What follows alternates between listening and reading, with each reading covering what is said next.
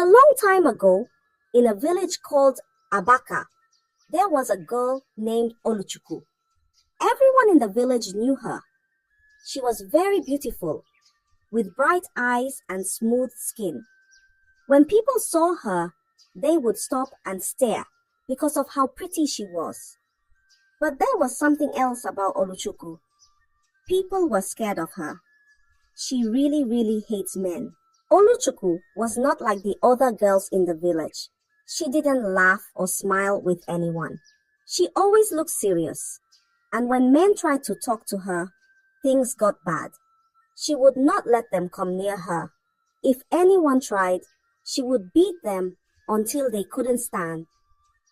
The men in the village knew not to mess with Oluchuku. Some of them had black eyes from her punches. Others had bruises all over their bodies. No one wanted to feel Oluchuku's anger. Even though Oluchuku was beautiful, the men feared her more than they admired her. "Stay away from her," they would warn each other. "She is not like the other girls." People whispered her name like it was a warning. And so, Oluchuku lived in the village, beautiful, but feared by all. One day, Oluchuku went to the market to buy food. The market was busy, full of people talking and selling things. Oluchuku moved through the crowd, not smiling at anyone as usual. She picked some vegetables and was about to leave when a young man, not looking where he was going, bumped into her. Without even thinking, Oluchuku's hand flew through the air. Slap! She hit the man hard across the face. The sound of the slap was so loud, it stopped everyone around. The whole market went quiet. People looked in shock. The man was terrified. His cheek turned red, but he didn't try to fight back. He knew better. His eyes widened with fear as he quickly bowed his head and said, I'm sorry. He didn't wait for Oluchuku to say anything. He turned around and ran as fast as he could, disappearing into the crowd. The women in the market shook their heads. Some whispered to each other, "She did it again." But no one dared to say anything to Oluchuku. They knew better. Everyone knew not to cross her. So the market went back to normal. But the fear of Oluchuku grew even stronger in their hearts. In the village of Abaka, many men wanted to marry Oluchuku. Even though they were scared of her, they couldn't help but admire her beauty. Some men thought, maybe if I'm nice to her, she will like me. Others thought they could change her and make her gentle again. But they were all wrong.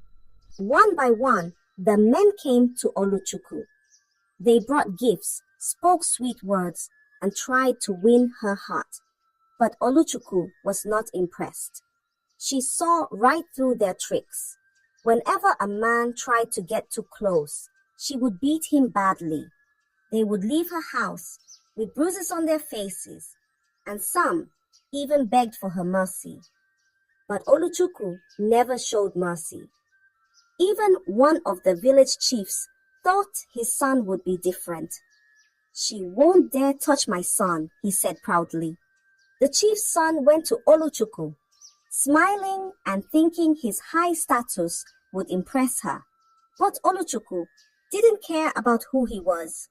When he tried to charm her, she punched him so hard that he lost 2 teeth. The chief's son came back home with a swollen face and missing teeth. He could barely speak. The chief was angry, but knew better than to challenge Oluchuku. From that day on, men in the village knew that no matter who they were, Oluchuku would never let them get close without a fight. The men in the village were tired of being beaten by Oluchuku. The stories of her strength and fierceness spread all over Abaka. The elders of the village began to worry. "Why does Oluchuku behave like this?" they asked each other. "She's strong, but why does she hate men so much?" The elders decided it was time to speak to Oluchuku. They called her to the village square, where everyone could see.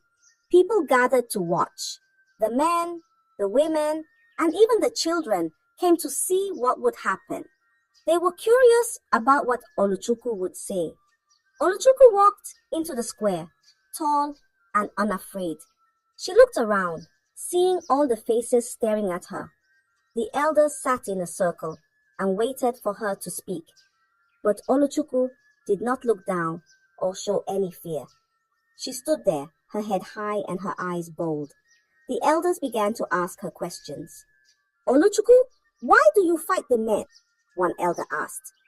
Why do you beat every suitor that comes your way? Another asked. Oluchukwu didn't flinch. She looked at the elders calmly and said, I will never let a man control me, and I will never stop beating them. Her words shocked everyone. The villagers whispered to each other. The elders were puzzled. They didn't understand why Oluchukwu said such things. But why, Oluchukwu? What happened to make you like this? One elder asked. But Oluchukwu didn't explain. She stood there in silence, refusing to answer their questions. The elders were left with no choice but to let her go, even more curious than before.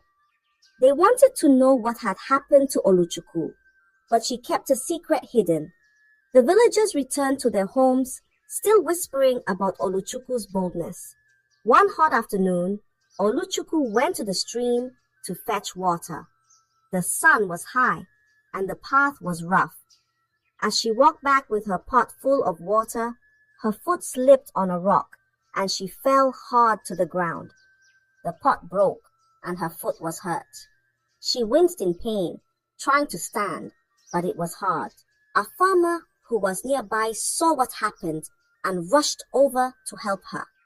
He bent down to tie her injured foot, trying to stop the bleeding. But Oluchukwu didn't understand. She thought he was trying to take advantage of her while she was hurt. Without waiting, Oluchukwu's fist shot out. Bam! She punched the farmer in the face, making him fall back. Don't you dare touch me, she shouted, her eyes blazing with anger. The poor farmer, holding his swollen face, tried to explain. I was just helping you. But Oluchukwu didn't listen. She was furious, thinking the worst. The farmer knew better than to fight back. In Abaka, men were not allowed to hit women, no matter what. So he stood up slowly, his face bruised and his body aching. He limped away quietly, leaving Oluchukwu standing by the stream. The story of Oluchukwu's rage spread like wildfire. She beat a farmer who was only trying to help, the villagers whispered. But no one dared confront Oluchukwu. They knew what she was capable of, and her fearsome reputation grew even stronger that day. Despite her fierce reputation, Oluchukwu's beauty had caught the attention of the village prince. He was intrigued by her strength and independence. No one like her exists in the village, he thought. The prince believed he could win her over, so he began visiting Oluchukwu with gifts, fine clothes, fruits, and rare jewelry. Oluchukwu didn't push him away, but didn't warm up to him either.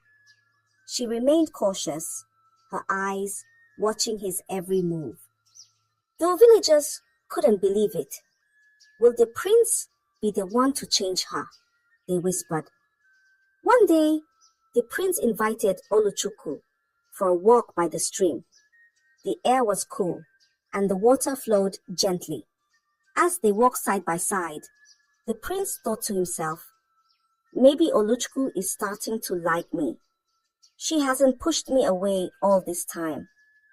Feeling confident, the prince made a terrible mistake. He reached out to hold Oluchukwu's hand, thinking it was a small, gentle gesture. But to Oluchukwu, it wasn't gentle at all. It felt like someone trying to control her, just like the men she had fought before. In an instant, Oluchukwu's temper exploded. Her eyes flashed with anger, and before the prince could say another word, she attacked him. Bam! She punched him hard in the chest, and then pow! another blow to his face. The prince tried to defend himself, but Oluchukwu was too strong and too fast. She didn't stop until he was on the ground, bruised and bleeding. The prince's guards, who had been standing nearby, rushed over to help. They picked up the prince, who was too weak to stand on his own. His face was swollen, and he had cuts on his arms and legs. They carried him back to the palace as quickly as they could. When the news spread through the village, people couldn't believe it. Oluchukwu beat the prince. They gasped. No one has ever dared to lay a hand on him. The village was in shock. Even though they knew Oluchukwu was fierce, they never thought she would go as far as attacking royalty.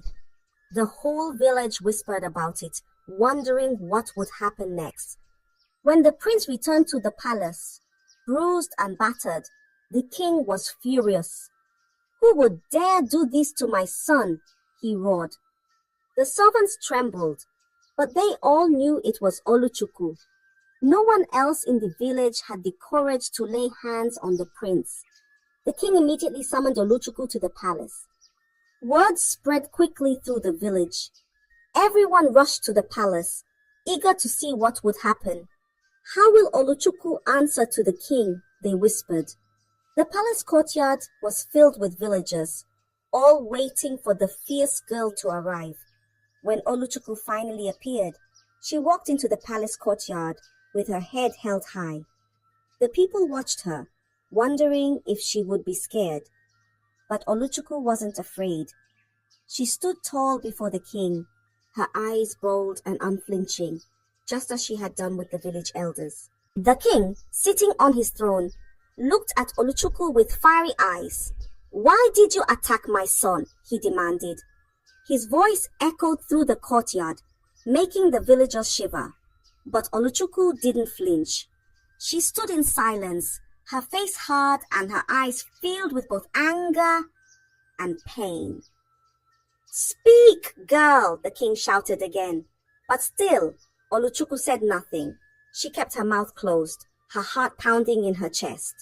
The villagers leaned in, waiting to hear what she would say. But Oluchukwu kept her reasons hidden, refusing to explain herself to the king. The king's fury grew. "How dare you remain silent before me?" he shouted. But Oluchukwu remained as still as a stone, her secret locked tightly inside her. The villagers began to murmur among themselves, wondering why Oluchukwu had done it. But no one knew. For now, Oluchukwu's reason stayed buried deep within her heart. The king, growing more furious by the minute, pressed Oluchukwu again. "Why did you hurt my son? Speak now or face the consequences."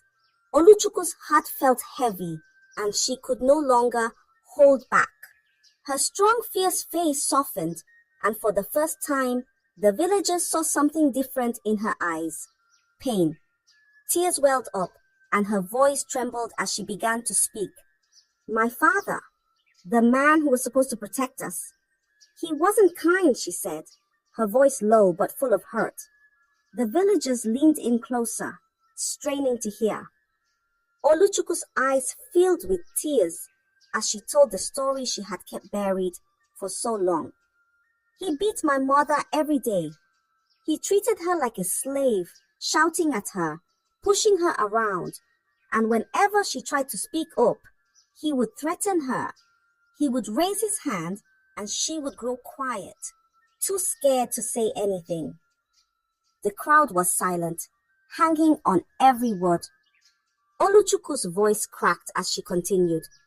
"One day, my mother was pregnant. There was a small argument, something so small, but my father, he lost his temper.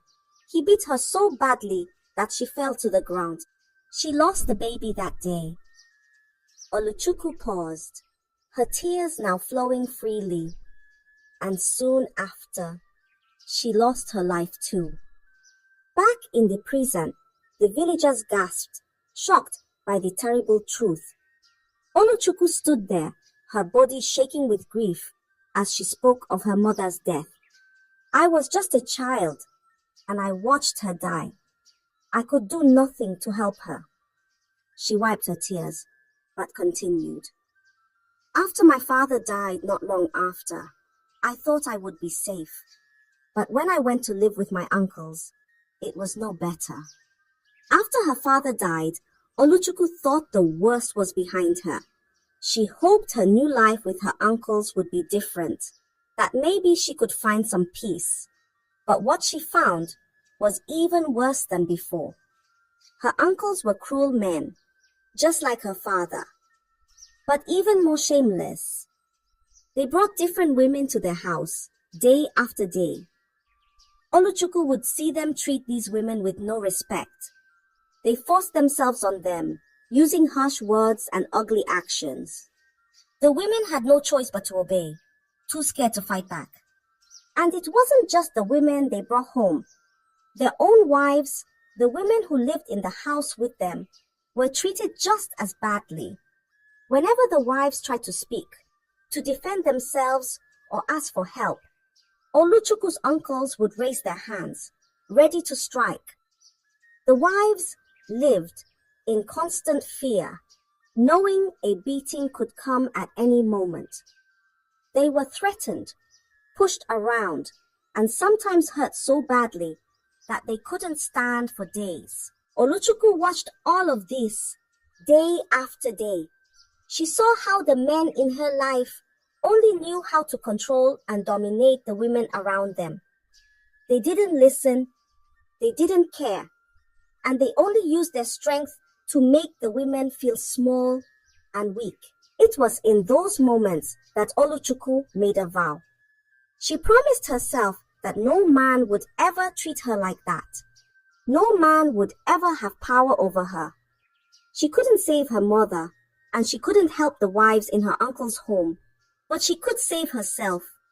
From that day on, Oluchukwu's heart hardened like stone. She wouldn't allow any man to get close enough to hurt her. And so, Oluchukwu became the fierce girl the villagers knew.